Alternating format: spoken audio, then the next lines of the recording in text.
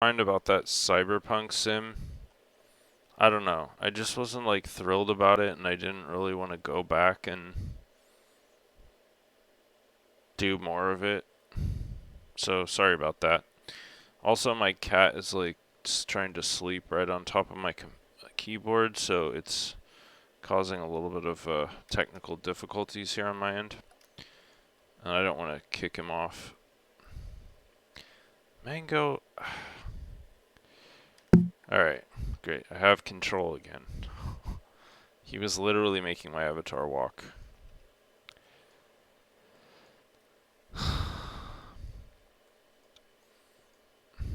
Yeah, so happy Sunday, right? Hope everybody's having a good weekend. Oh yeah, that reminds me. I was gonna try to pop out the chat. There we go. So now it's gonna be a little bit closer to my like visual area on the right side of the screen. So hopefully I'll be able to notice if anybody posts something into the chat, because I've been like kind of missing it in my other videos, and I don't even notice it until like I'm about to shut down the stream, which is kind of lame. Alright, been to time and space. I don't know. I'm just gonna zoom out and let the grid load.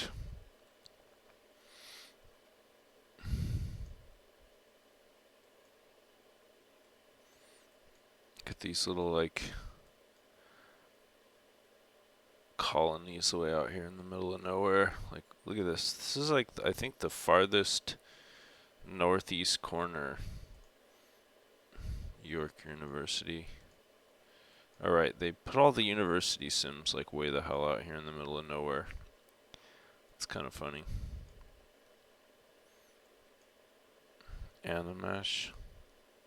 This is probably a sandbox for the new like rigging stuff that's happening. What do they have, like a Linden test community? That's probably where they test like the modular Second Life home builds.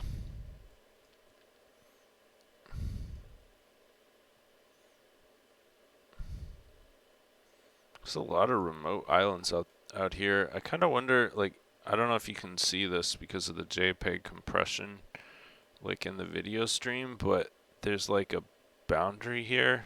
So like the space outside of this slightly darker blue area, I guess, is just non-existent space, and only the space that's dark blue actually can be populated with sims. Like, this is interesting. There's actually a bulge here where a huge block of ocean kind of comes out, and then there's one sim right here, Calabrese, that's kind of like populating the lower bounds of this area. Look at this, looks kind of like a frog. Kind of interested to see if I can go here. Let's try it. Nope. Alright, let's start off flying so I don't have to worry about flying restrictions.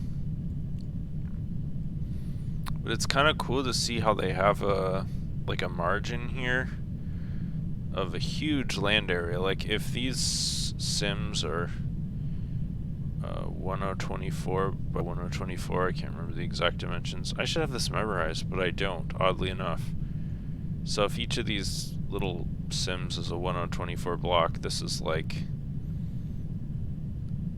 what would that be, like, probably 50 of those would fit across there. So like 50 by 50. What is that? 2,500? What is it? 50 by 50. Yeah, 2,500 sims could fit within one of these blocks. Theoretically, I mean, like, I haven't measured it out. Maybe 100 could fit across there. Who knows? But it's kind of interesting that there's so much space. Like, look, here's another lone sim way out in the middle of nowhere. IETF Island. Let's see if we can go here.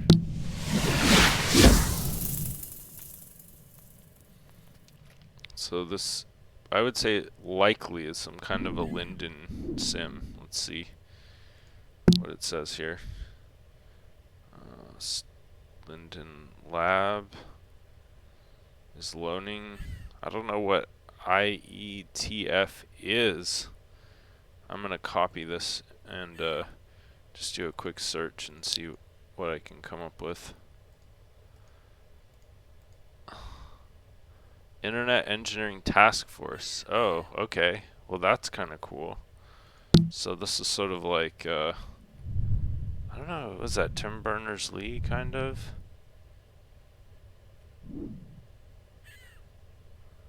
But like, sort of the backbone infrastructure of the internet, and also like how Second Life can become a part of the larger internet as a whole, which is kind of cool. But it's just a sim that I guess people who are part of that task force can come and experiment. Which is good, I guess, because it would be really nice if the internet and Second Life could kind of be more contiguous. That would be good for Second Life and, in my opinion, for the internet. So this just kind of looks like a meeting spot for people to like have round tables or whatever and discuss projects and whatnot. Doesn't seem like there's a whole lot of activity going on here, though. I mean, I suppose they probably have like weekly meetings or monthly meetings or something like that. But yeah, kind of cool to just be aware of this stuff, like that it's out there. And then it's funny that they put it kind of like way out in the middle of nowhere, like, haha, you guys are so important. We're gonna exile you to the nether regions of the grid.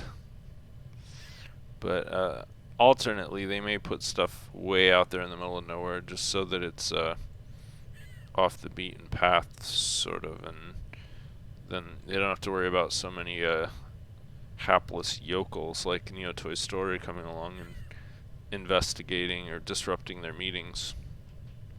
I usually tell everybody this funny story. I hope I haven't already told this in one of my videos, although I probably have because it's one of my favorite stories. When I was like first getting into Second Life over a decade ago, and this was back in the heyday when Second Life was the bee's knees and everybody and their monkey's uncle was trying to like join up and have a presence in Second Life. All the major corporations, all the like governments, like that was really weird. There were like embassies for all the major countries. Just realized the chat window kind of disappeared when I clicked on my browser earlier, so it's back now. But anyway, stop me if you've already heard this story. And anyways, so there were embassies from all sorts of foreign governments in Second Life that you could go to, you know. And back then I was kind of exploring too, but in a completely different way than I do now. Mainly just flying around the grid. And so I just randomly came across the Estonian Embassy at the time. And they had like a building, like, I don't know, I guess it was supposed to look like the actual Estonian Embassy. Not really sure because I've never been there in real life, but I mean it was a very like beautiful, realistic building. And so I walk in and I'm just like navigating the building, and I go up these stairs and suddenly I'm in a conference room and it's like full of avatars, and it was like a meeting of the like diplomats and like parliament of Estonia or something. And I just start like chatting these people up because like to me it's like this punk just stumbling in here. I had no idea what was going on. I knew nothing about Estonia. I was like, so they were all speaking in Estonian, and I couldn't understand it, obviously, because, you know, being a generic American, I only speak one language pretty much. Although actually, the truth is I speak more than one I wouldn't say fluently, but I know quite a few words in other languages now than I did back then. But anyway, so I was like, what's going on, guys? And one of them, like, enabled some kind of a translation, or they started speaking a few things in English, and they were like, oh, yeah, we're gonna speak English so this guy can understand us. Because back then it was kind of like when Twitter first got started, it was just the wild, wild west, and you never knew who was gonna show up. You could be like talking to some AAA list celebrity, and they'd be like talking back to you. It was a lot less exclusive, a lot more accessible. So anyway, I ended up like participating sort of in this meeting of Estonia, and I learned all about Estonia from these Estonians. Like, I didn't know that Estonian is like its own language, and that was a surprise to me, like that they have their own unique dialect to Estonia. And then I learned that they, even back then, this was over a decade ago, they do all their voting online on the internet. Like, how cool is that? Like, no paper ballots, no polling stations. You just use your computer and you check a box and you voted.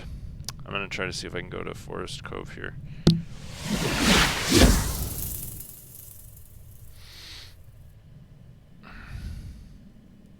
Looks like I'm in a landing point.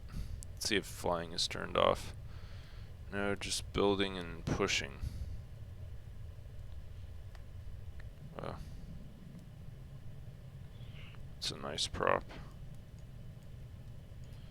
Whenever I see a prop now, I'm just like, please don't be Apple Fall. Please don't be Apple Fall. Please don't be Apple Fall. Never crystal. Cool. It's a nice geometry, nice texturing. It's beautiful, really elegant work. I like this basket too, is cool. Ivazinga. Never crystal, same person, but man, look at the work they did on these little sprigs. It's beautiful work.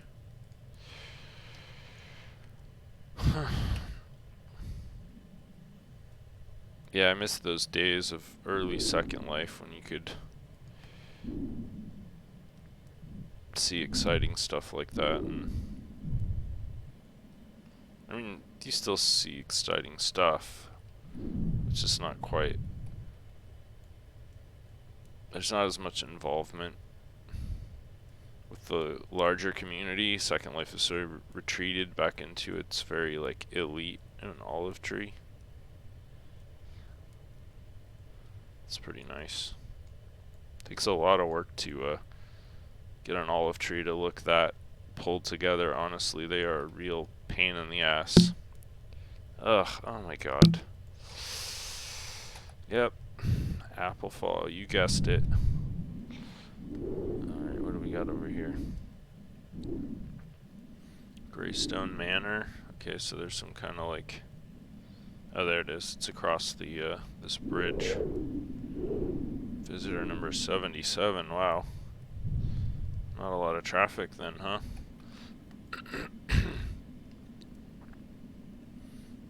Kind of neat. Turkish Gothic European lamps, kind of cool. Mishmash of styles.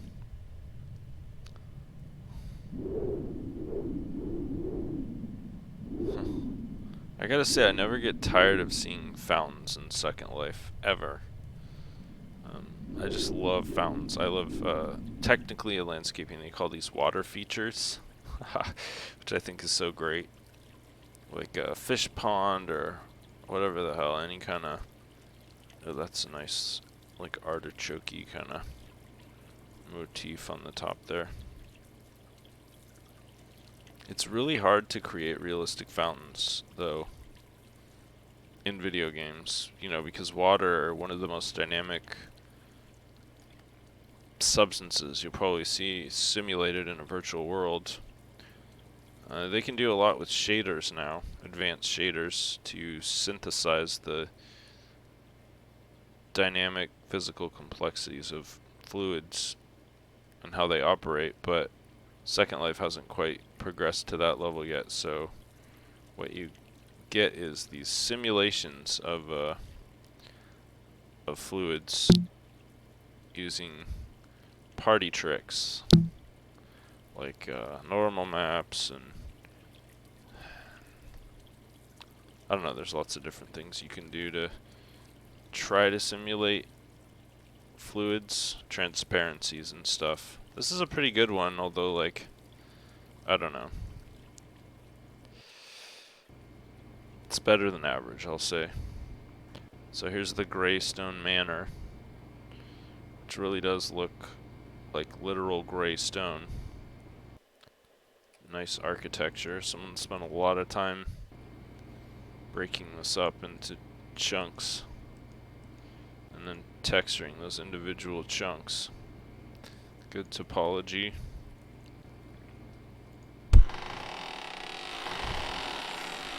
Nice door creaking. There's a little furry friend here. This actually looks a lot like my cat Mango. He's an orange tabby, although he has a lot more beautiful markings. This is sort of the generic tabby. He has some sort of like Abyssinian or Egyptian breed in him that gives some really cool pulled together look.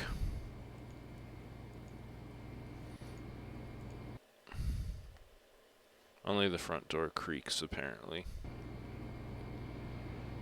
So yeah, this is kind of a standard generic European sort of architecture. Not even gonna click on that. Ah, Mango, come on, man. He just always has to be the center of attention. He just brought up that chat window. There's lots of cats in here. Ceiling wax. Ugh. It's hard for me to appreciate this stuff like I used to when I was younger. Now when I look at all this like diplomatic, legal, kind of commerce-y stuff, I just think about how oppressive it is and how money is used systematically as a tool of oppression and legal documents. Because mainly you've got like two groups of people. People who are versed in the customs and the law of a particular place, and then the people who are not. And the way that you control access to that critical information, which is not intrinsic, it's manufactured. Laws are manufactured, rules, whether unspoken or explicitly written down in some document that's kept in a vault somewhere. They're artificially contrived rules, so when you're born into this world, you don't have a working knowledge of those rules. You have to either be taught them, teach yourself, or go to some kind of institution where you learn those rules. Well, that's kind of maybe period appropriate, but not necessarily outfit appropriate. Kind of sexist stereotype French maid. It's a cool, a lot of details in this mop bucket. That's pretty cool. The springs articulated, the whole mechanism. Oh, that's cool. The Hi, sir. Mopping marks on the floor. That's pretty neat. We've got the Scullery-Maid, a little more authentic and appropriately dressed. Don't mind if I do. I think I'll have a slice of this blueberry kiwi cake here. Oh, this is a neat refrigerator. And it's making appropriate sound too. That's pretty cool. I love this old style. Oh, you can turn it on and off with a button. That's a nice attention to detail. Although it doesn't open, it seems like, yeah, it's just a prop. It's a hollow shell, but it's really beautiful and aesthetic. Van Oster. I just love props like this. This is probably my favorite type of thing in virtual worlds. This one is like really well done. Just beautiful topology, texturing, everything. God, I've been in like 1,000,001 kitchens in Second Life lately. And yet everyone is like subtly different, which is kind of cool, I guess. Helps to alleviate the boredom, having seen the same thing over and over again.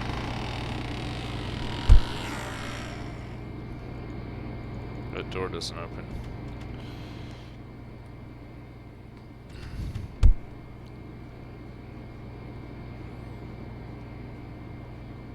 At least this is a really well done manor house, you know? So it's another typical environment. For that I apologize, but I've kind of given up. I really like this clothing stand. I've given up on my sort of dream of June Fallon. Nice. My dream of only visiting the most amazing and miraculous and supernatural, paranormally Sims. Wow, this is some beautiful work here. Really like this prop.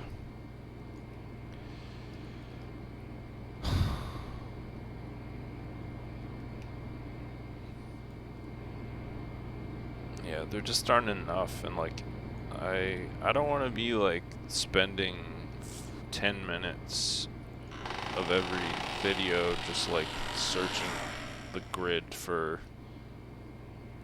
Sims that might be remarkable, you know? I think it's just more effective to just pick a sim and go there and see what's there. And if it's ordinary, it's ordinary. I'm still just gonna tour it, give it my best shot. I really like how this manor house is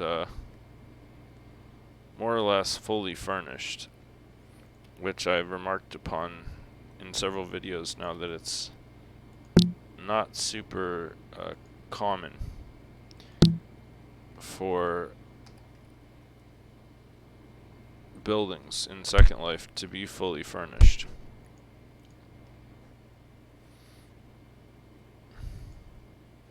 Because a lot of times it's just like the first floor or maybe one room that is fully furnished, and then the rest of the house is just empty. Nice pool table. I hope they like fresh air, because I'm like literally opening every single window in the entire mansion.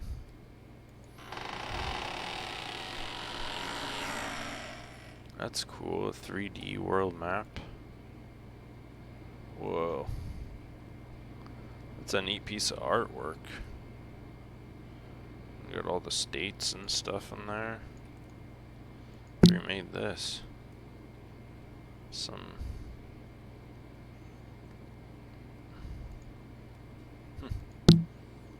That's pretty cool. I feel like the texture kind of like doesn't really add anything. Like it looked better before the texture loaded, but I suppose you could just retexture it in any number of ways. Man, there's a lot of rooms, and this is a real mansion. Okay, I'm gonna go up this little flight of stairs, see if there's an attic.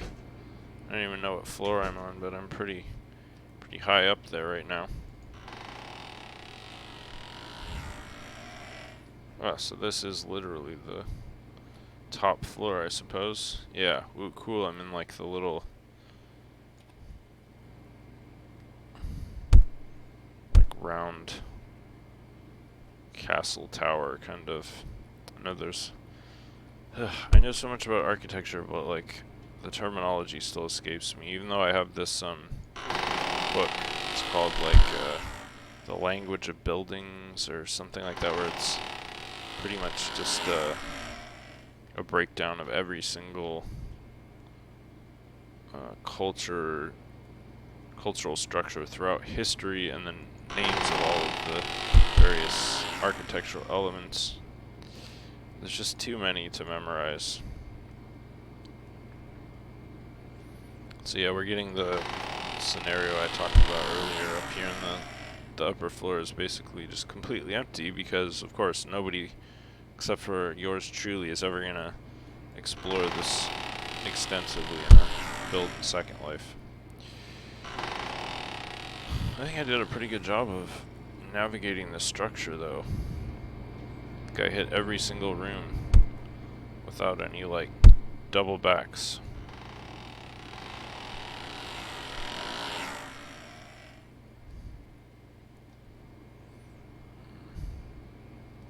Yeah, so that's basically everything on this floor. That was pretty cool. So Graystone Manor has been neoed. Now I'm gonna check in at the gatehouse. I don't think so. Neo-Toy's story is fully undocumented. He goes where he wants, regardless of laws, social mores. He's a free spirit. He can't be tamed. He can't be documented. He never checks in. He never signs the guest book. Little houseboat. Pretty cool.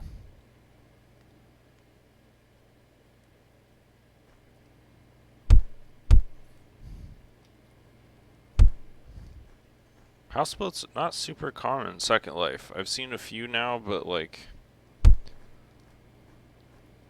I kind of feel like they should be more common, honestly.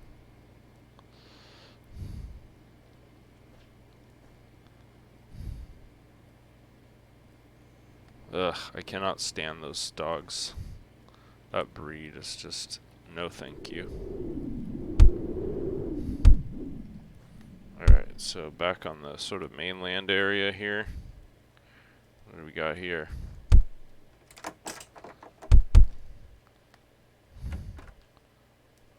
Rum, make America great again. I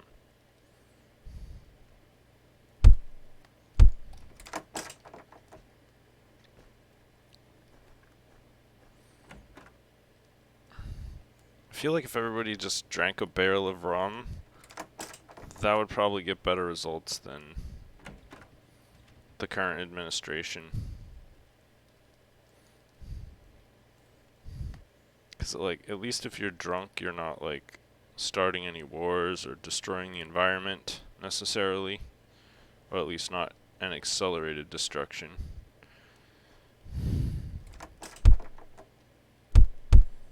Yeah, so, like, rum 2020. I'm on board. Okay, so we just got a bunch of empty prop houses, basically, it looks like. What the hell is this?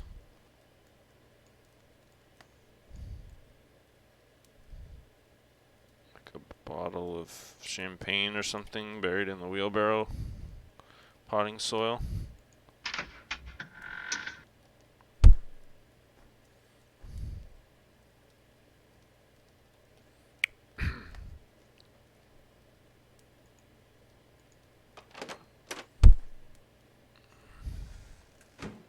God, what a surly looking barkeep.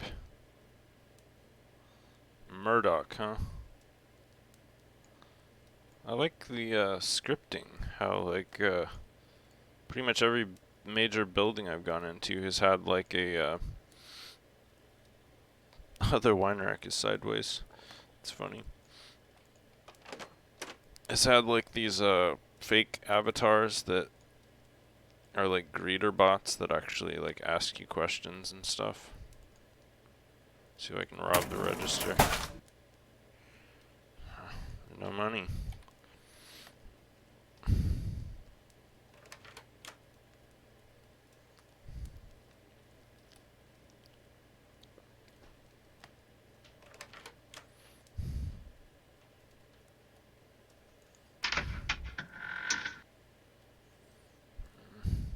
Little farmer's market thing going on here.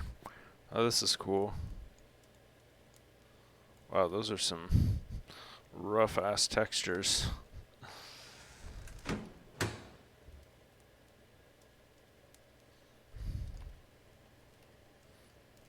My cat's literally like clawing at my hands. That's Mango right there.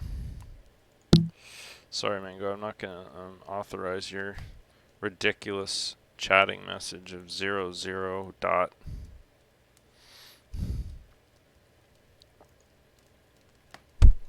Oh, locked door, that's random. Let's see what's inside here. It'd be kind of cool if in Second Life you could just like click on the bolt and like unlock the door from the inside using the camera.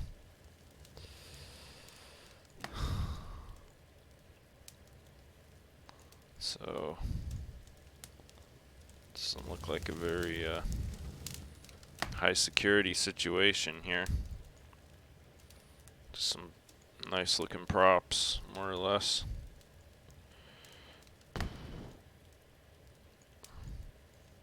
This first story is really decorated.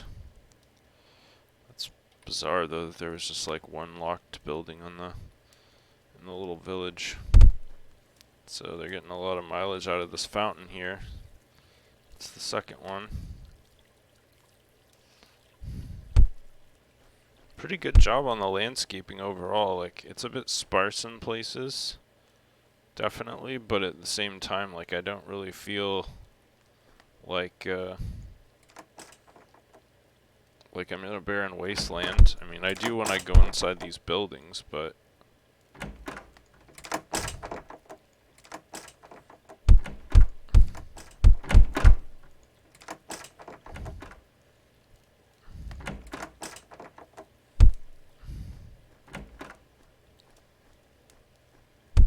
alright, is this the lighthouse? I think it is. It's really cool, and there's a lighthouse in Second Life, and you can actually like climb to the top or whatever. And this is cool, you can actually go right inside the light room. That's pretty awesome. In fact, I don't know if I've ever been in a lighthouse where I could go right into the light room before. That's pretty cool. Alright, so I've been in most of the buildings and explored sort of the village, so I think I'm just gonna kinda fly around sort of the valley or whatever you want to call it and just see. Here's a work in progress. There's some props that were unfortunately moved outside the building, and then the person didn't notice or realize that they had done that. Very common problem in Second Life. I myself have done it many times.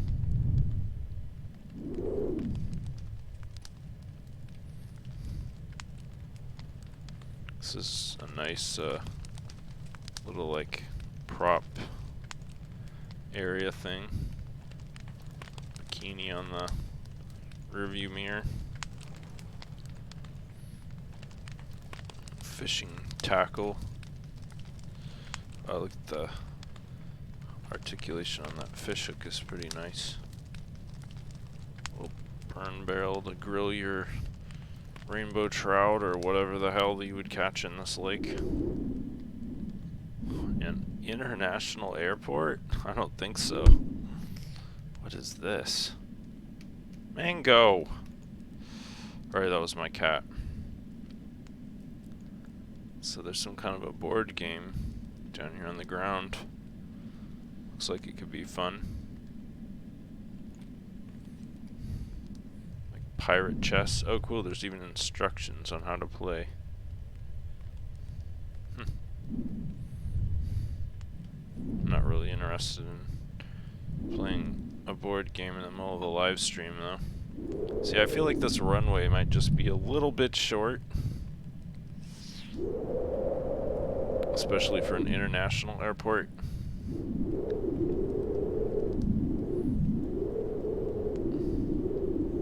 So the topology is pretty nice. Ugh, hitting the boundary. I guess this area thing over here is still a work in progress. Oh, I saw this exact same building in another sim. That's kind of funny. And that was just a couple days ago, too.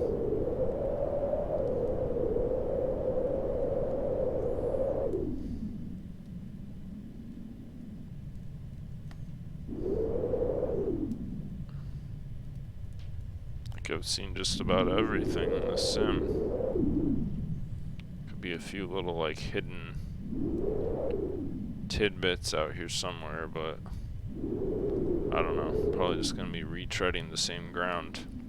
I was kind of hoping there'd be like some stuff on the little islands around the edge, but let me see the actual boundaries of the sim. Come on, Mango.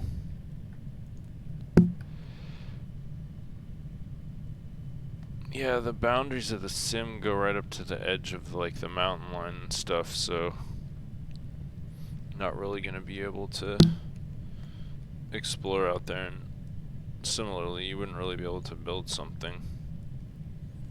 Honestly, I'm not impressed with this building as like a prefab.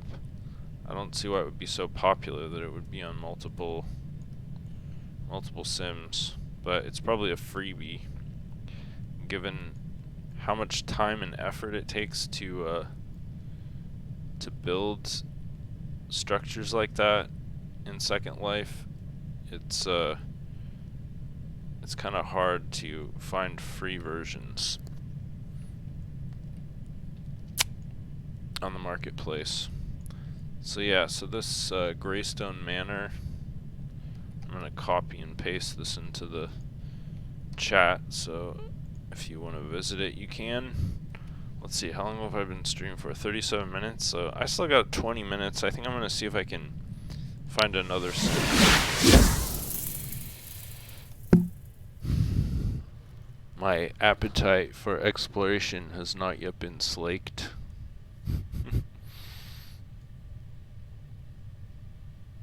Alright, so I was kind of doing the outer rim thing again.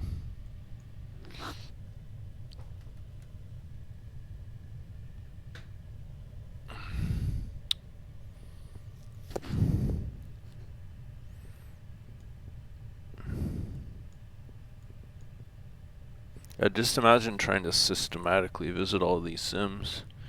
Like, good luck with that, am I right?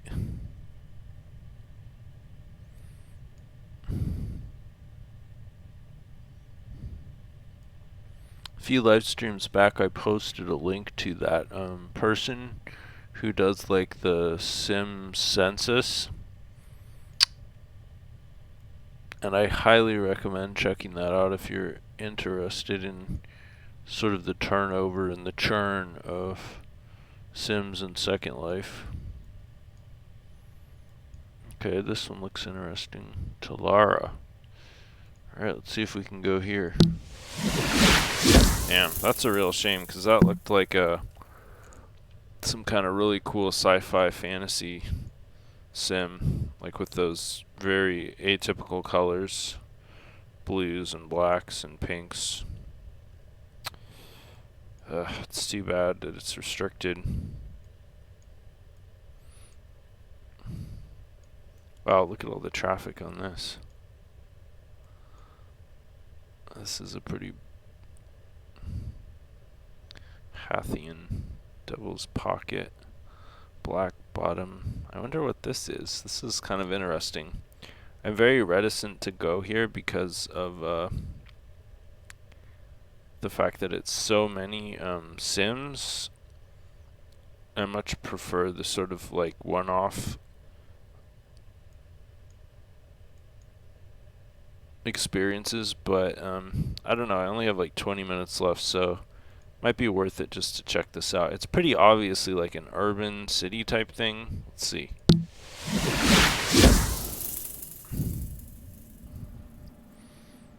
So this is like a literal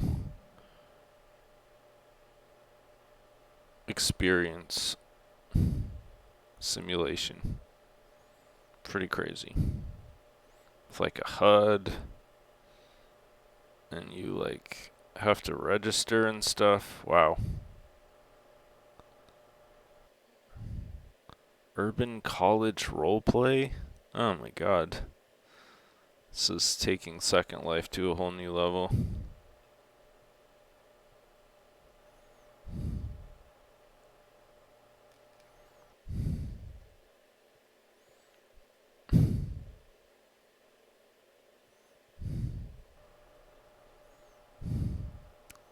Well, I think at least one advantage of being on a more established RPing sim like this is that it's most likely going to have some high quality assets, so at least there's that.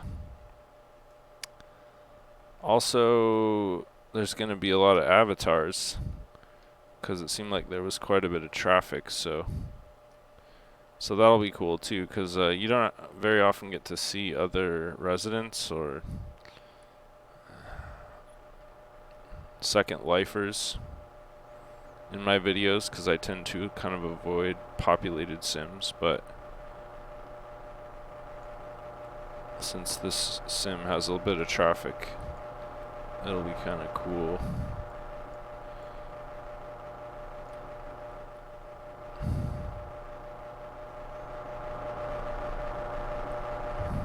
To see that.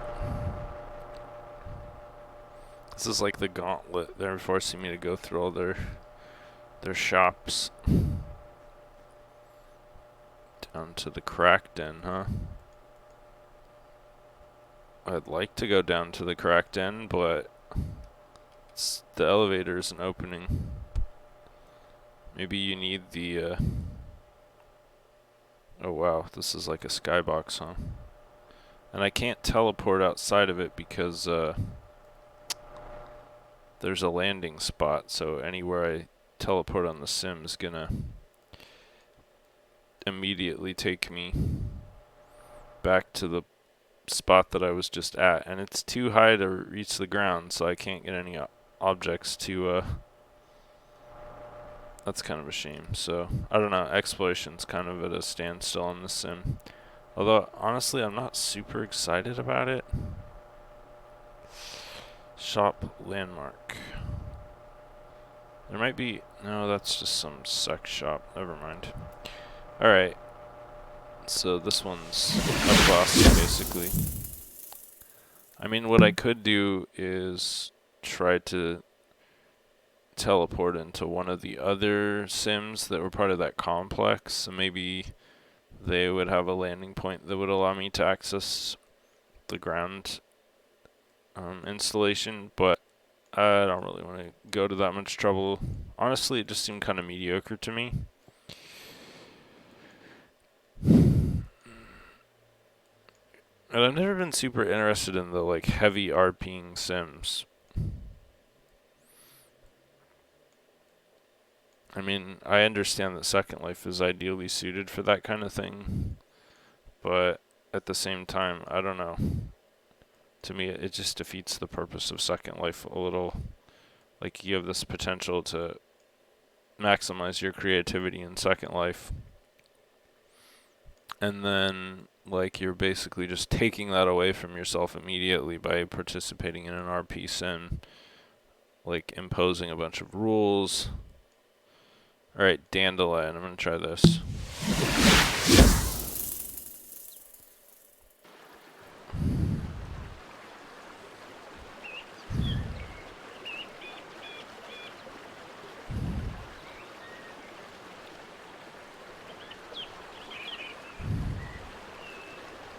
The bird song.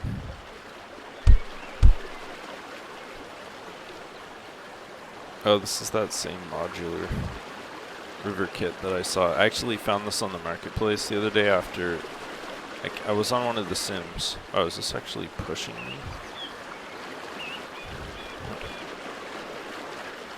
I saw this on one of the other sims I was visiting, and I was like, wow, that's really realistic for Second Life.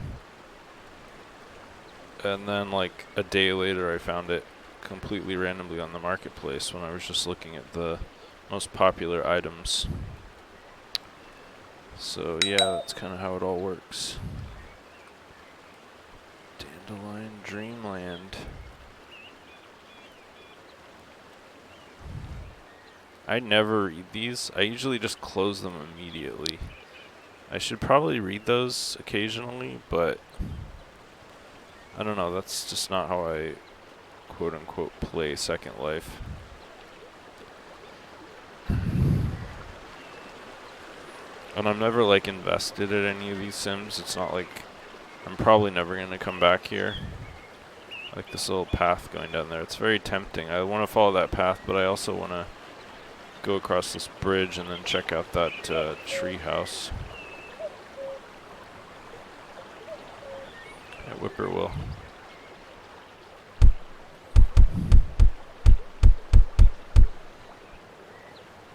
Oh, you could like rent this or like live in this thing.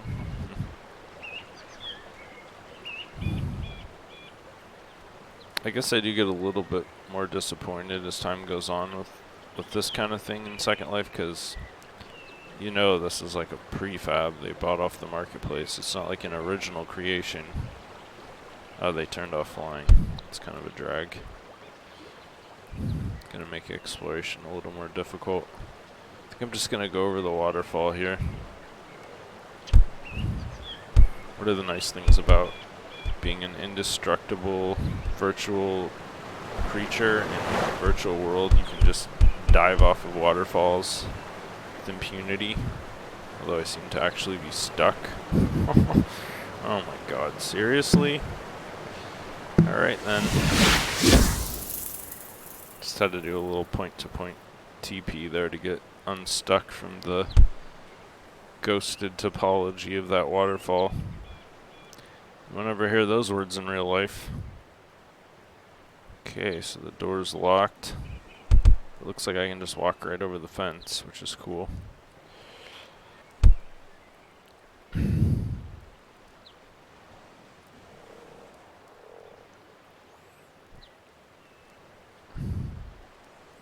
Nice build, but of course another prefab. Nice boots.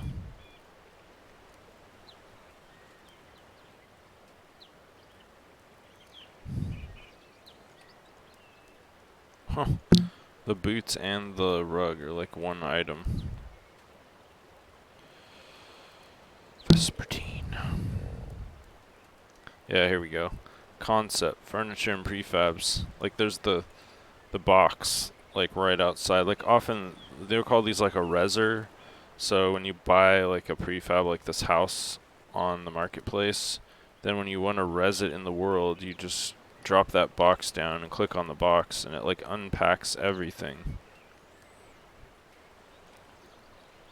And then just like out of nowhere, a house with all the fixings and accoutrements just materializes. And like you're ready to start your new life. And this is really not exciting.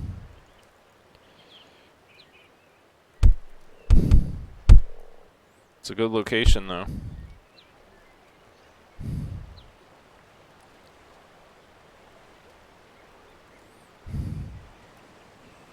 That little building way out on the point is intriguing to me.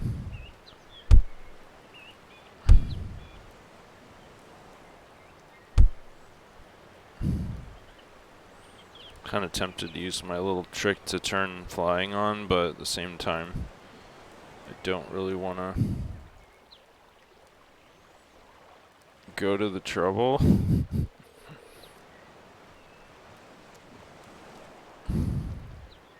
So I'm not that excited about this sim.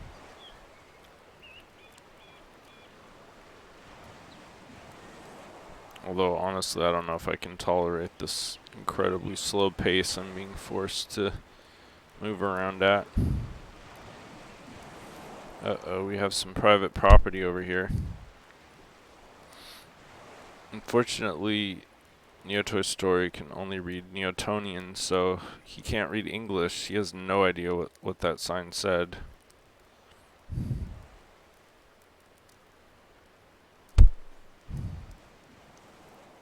That's cool. Would have been neat if those windows were scripted, but I like this building a lot more than the others. It's so like cheery and bright inside. Letters.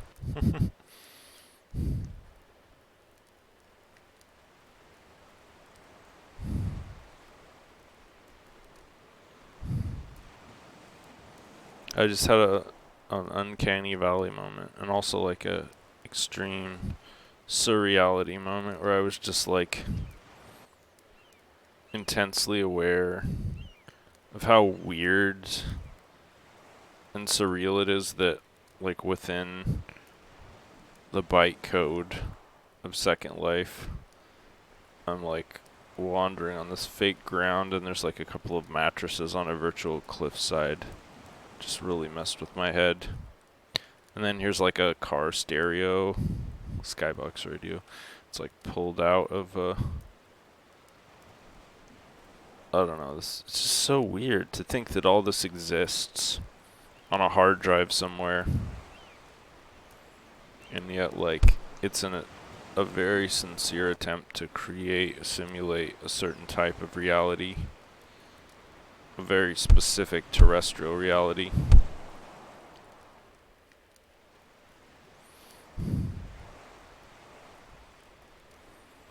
So this is all about the coves. It's all about chasing that dragon of ultimate comfort.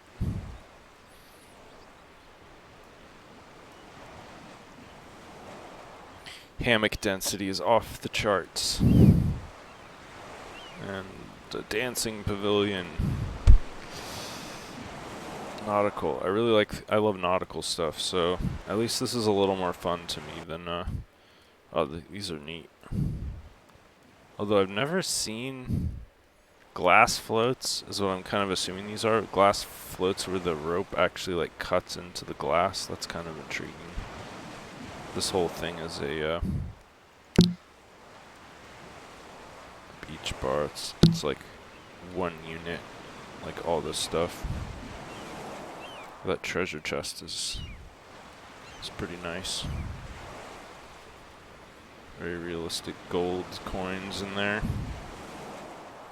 for Second Life. Pretty much everything I say has like the addendum after it, or the suffix for Second Life. Although these are pretty nice assets, I will say. Pretty professional. There's another board game. Years and years ago, I played a few board games in Second Life. I played Go, I played chess, checkers.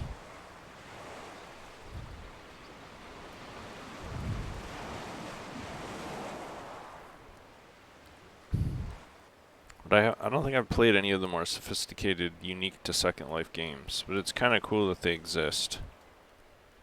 Artifact hunt, huh? So if you were really excited about the full RP experience of this sim, you could install that HUD and do the artifact hunt, I guess. Ugh, mango again. So what's this? This looks cool. So these are all the rentals on the island. This is a very interesting project. Oh, that's cool. These are all in use. There's one that's available. Go there and... It's a nice lantern. Wow. Let's work on that. Death Row designs. Oh, I've heard of Death Row. So yeah, this is one of those real estate sims, basically, where I'm impressed. Like, that they have all those units rented. Like, these are totally autonomous, you know, anybody can just show up here and it's a cool jar.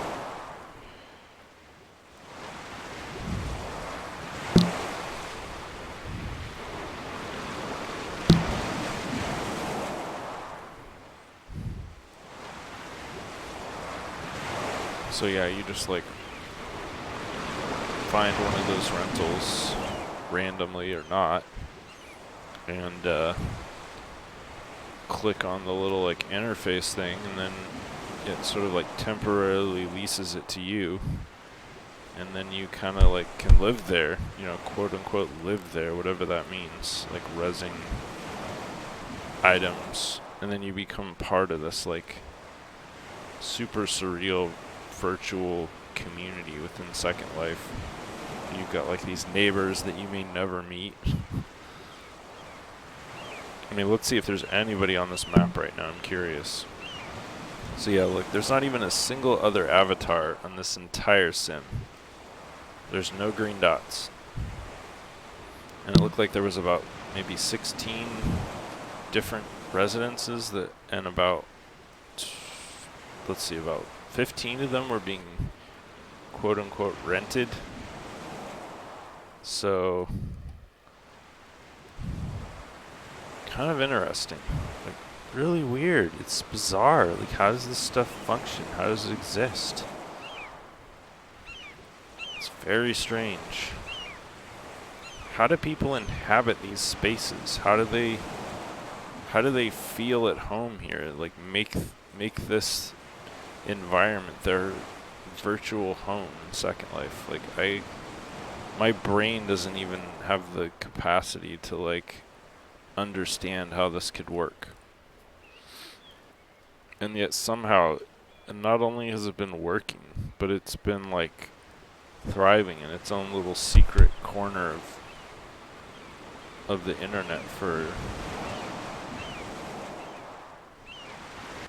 since 2003. It's mystifying to me.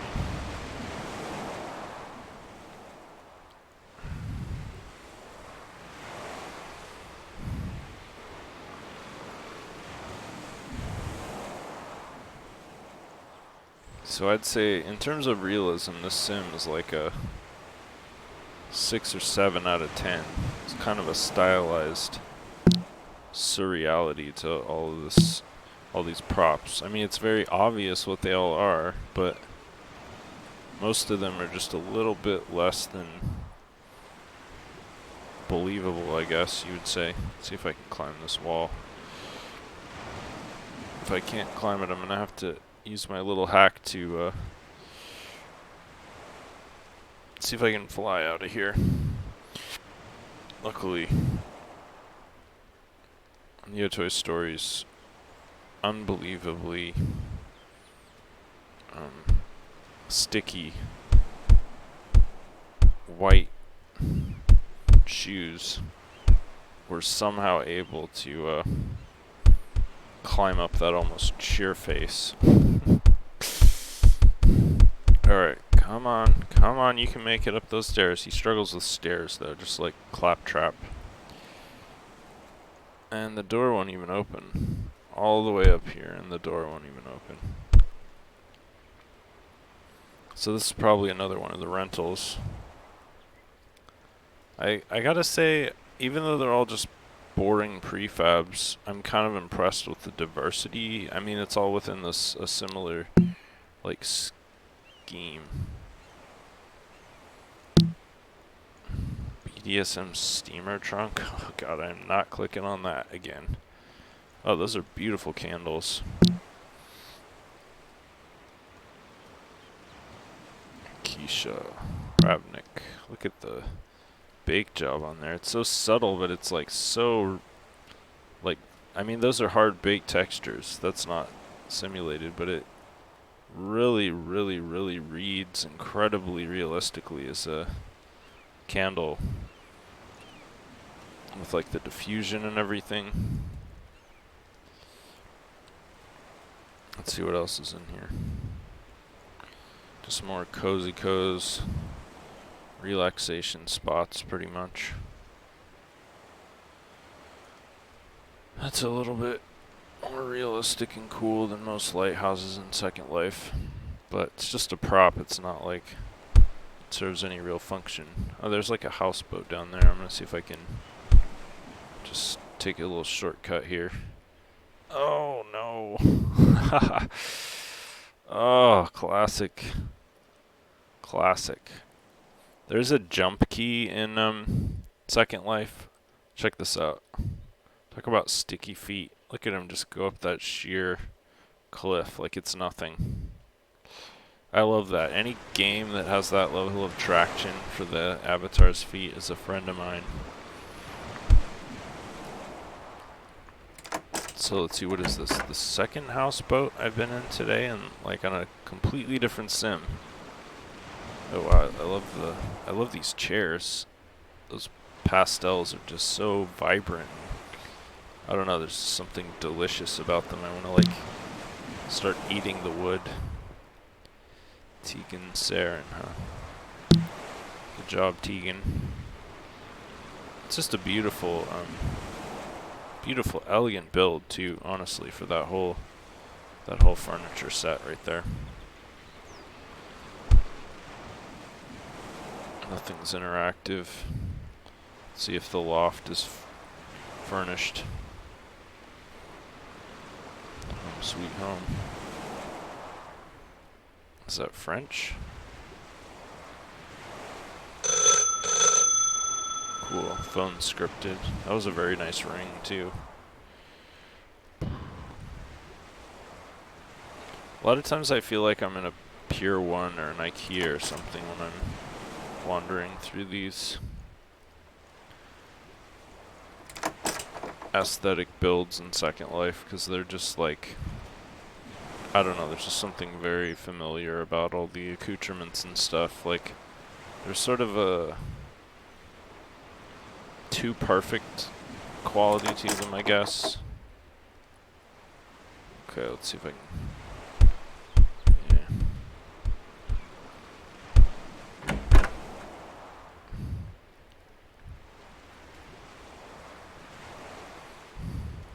No, don't lock me in.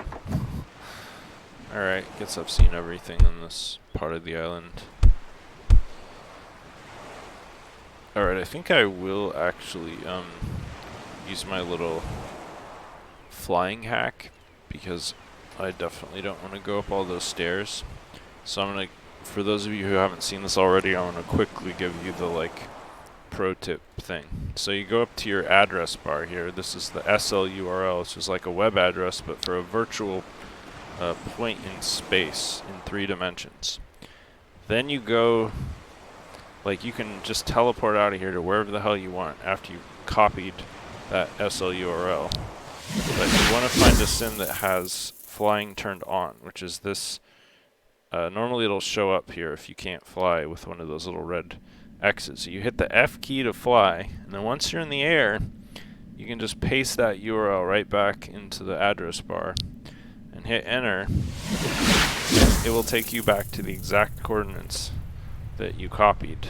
But the advantage is now you're flying, so you're no longer bound by the rules of the sim. You see here, flying is turned off, flying not allowed. But since I'm already flying, and Second Life always gives the avatar sort of precedence, I guess, for certain rules, at least rules that would otherwise restrict the avatar's freedoms. And so basically your avatar is able to bend the rules in Second Life, and then you can fly in no flying zones, pretty much, which is a really useful hack, especially when God only knows why so many sim creators turn off flying, which makes it so you have to walk everywhere. In a virtual world where normally you'd have so much freedom and be able to just... I mean, flying has got to be one of the single coolest things about Second Life, and that it's turned on by default, and then you actually have to manually turn it off for your sim in order to create this, like, quote-unquote more realistic environment, which honestly I just don't understand why so many people do it. because your avatar can easily turn offline whenever it wants. You just hit the F key. So, like, shouldn't you leave that up to the avatar? I mean, clearly Linden Labs thought that that is a hideous little creature. Clearly Linden Labs thought that the avatar should have the prerogative. So we got our super creepy Alice in Wonderland sort of fantasy castle house here. One of the things I don't like about these planned communities in Second Life is, I mean, first and foremost, they are sort of anti-creativity, right? Because you don't get to decide what your house is going to look like. You don't get to choose all the decorations. Like, whatever the prefab comes with is what is basically gonna be your environment. And once again, like I was saying before, in a virtual world where, oh my god, a bounce house, oh my god, I can't stand these things. This is cool though, that I've never seen one in Second Life.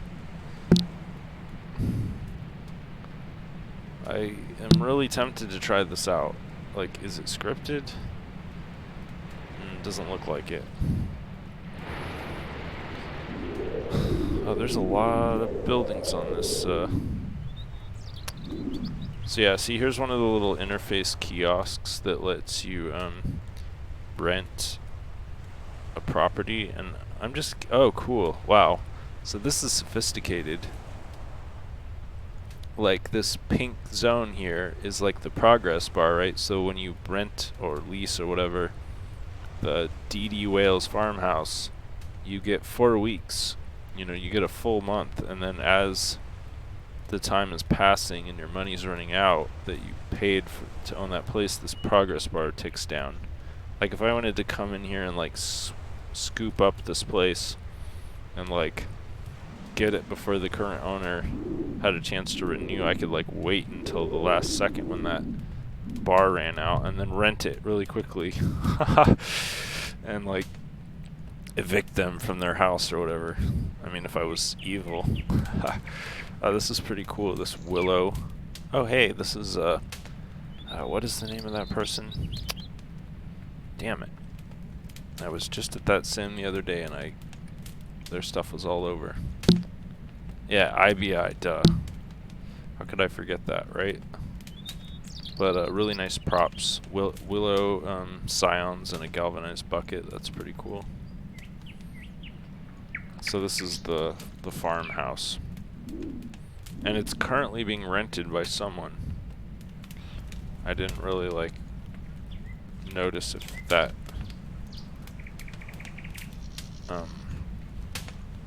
little kiosk mentioned who is renting. It probably doesn't, because I would think the confidentiality of the tenants would somehow be protected, potentially.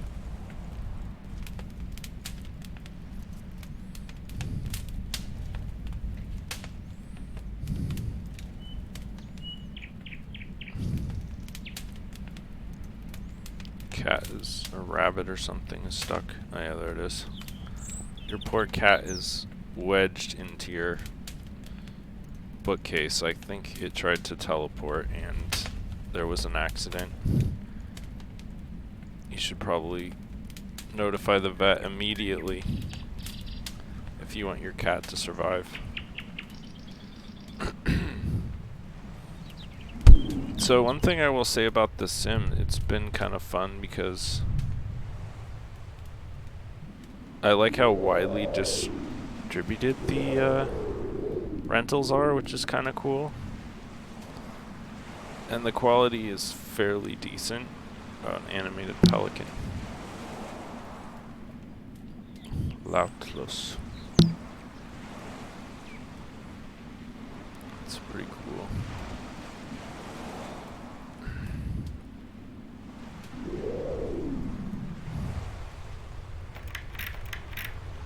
This aquarium. Nice sound effects too. That's pretty cool. I wouldn't mind building something like this in Second Life.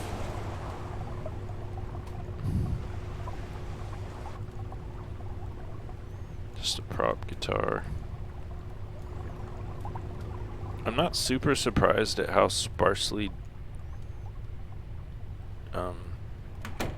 decorated these dwellings are, because I'm pretty sure that the amount of prims that each tenant is given on their little like subletted piece of property is probably very low, so maybe like 100 or so.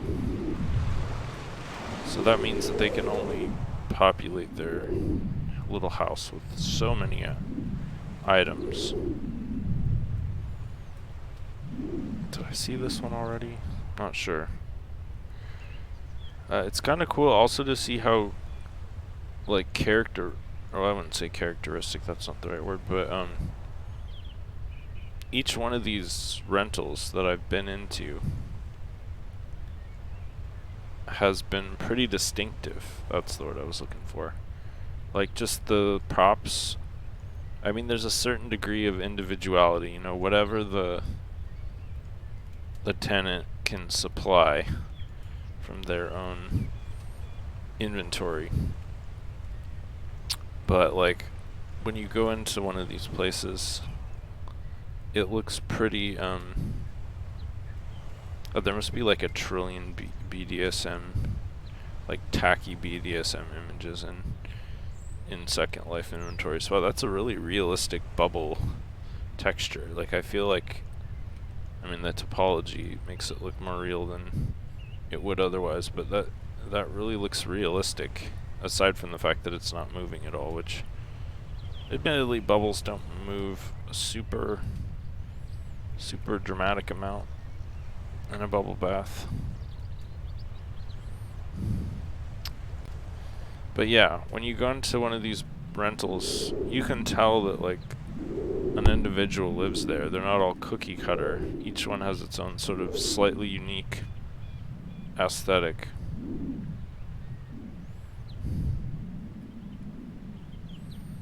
I like these lanterns. What are these, like a railroad or mining lanterns? Driftwood Cottage.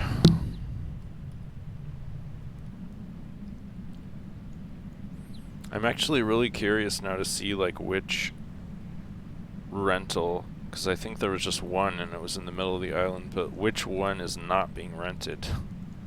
Because I want to know why. Is it like just a really ugly fantasy cottage? That's a nice wooden box there, I like that. That's a neat toaster.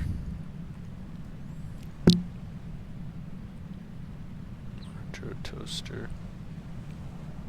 Oh, McKellen. It's been cool to see, like, oh cool. It's scripted, so the toast actually pops up. Wonder, oh cool. It's actually like cooking the toast. Like, I wonder how many details, like how fine-grained is the scripting control. Oh, there we go, so it's toasted. I get it. Okay, so you click on it once, it puts the toast in the toaster, but not depresses the lever. Then you click again, and the toast goes into the toaster and starts cooking, and then finally you click on the toast and the toast disappears. So it's a pretty articulate script. So whoever lives here, like some kind of draftsman or artist or something, or at least they like collecting draftsman / art. Oh, that's a beautiful cobalt base. Soyo. So yeah, like I was saying, it's been really cool to see the diversity of props in these rentals, because obviously each one is being rented by a completely different person. Oh, that's cool. IVI or IBI or whatever used their logo there to create the like structural motif for the that glass. It's a nice prop too. Jake Fordoon.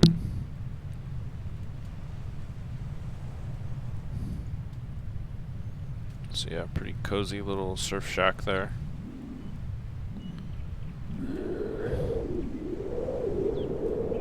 Yeah, so lucky for me, they made the rental boxes like really prominent. So it's only a matter of time. Warning, don't piss off the fairies. And I can totally substantiate this because Toy Story is a fairy and you do not want to piss him off, trust me. So yeah, eventually I'm going to find the one of these plaques that is not being activated, so then I will know which rental is, unless I've been to it already. This Egyptian photogrammy statue, right. Sometimes I forget the most obvious words. Like, how hard is it to forget the word statue? Like, it's a pretty fundamental word.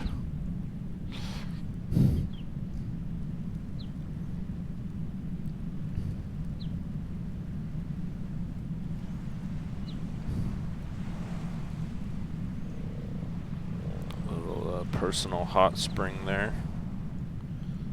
Whoever's renting this place out likes Egyptology.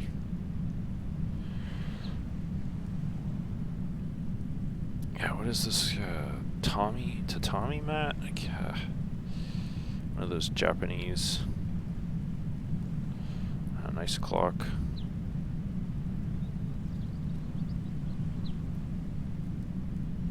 3:30. It's not really telling the correct time though. What's this? Cheese plate. Pizza. Looks yummy. I'd help myself. What's this on the ceiling here?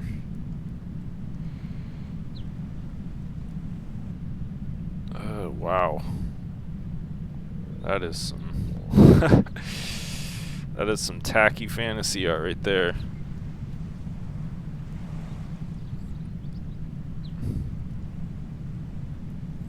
Here's the drug den.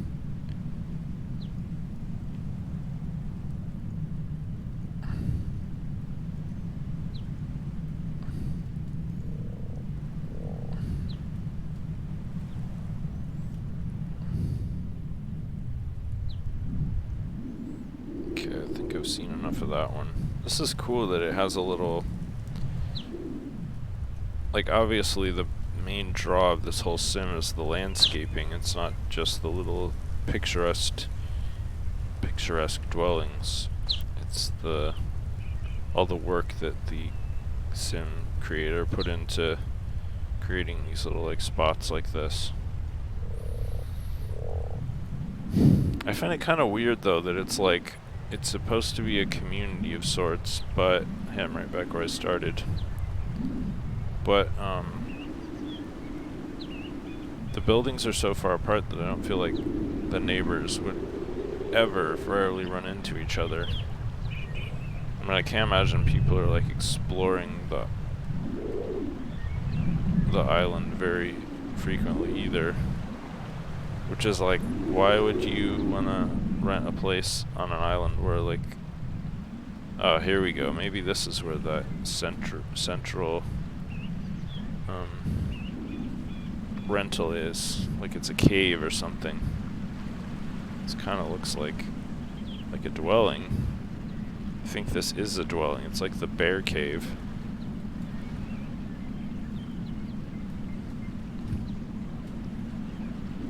Or is this where like they sacrifice the goat so that they can pay tier?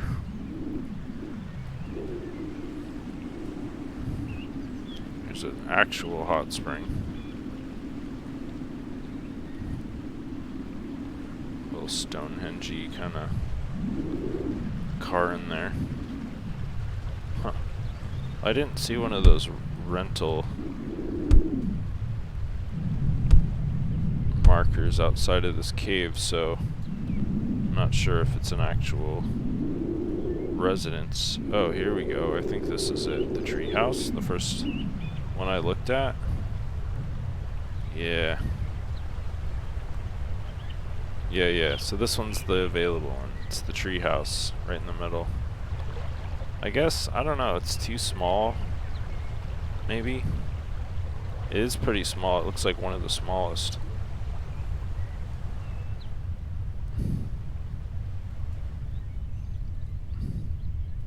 But it does have that cool cave nearby. Yeah. So anyway, that was Dandelion. Guess I'll paste this into the chat just in case anybody wants to check it out. I've gone a little over my time today by like 20 minutes, so just call it a Sunday afternoon bonus. Yeah, so I hope you guys enjoyed this edition of Neo Toy Story Explores Second Life.